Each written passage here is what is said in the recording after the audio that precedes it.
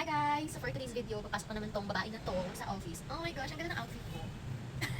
Actually, galing na to sa Ukay nung nagbagyo kami. So, ang ganda niya. Tapos, yung polo ko is from Uniqlo. And, yun nga.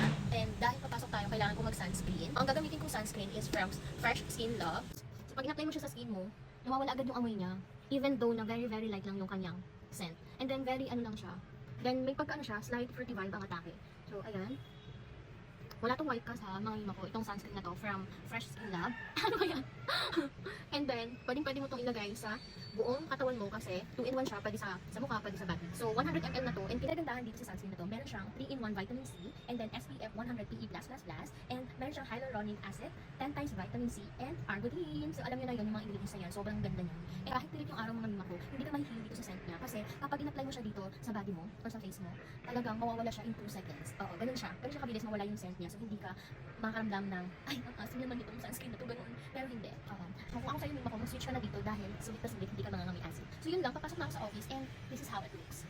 Di ba ako nag-makeup? Oh my gosh. So, sunscreen pa lang yung na-apply ko, and kita nyo naman, may kintab na agad, di ba? So, sana nakahelp ito. So, yun lang, mika ko. Bye-bye. Pasok na ako sa office, and guys, muna ka ng very light.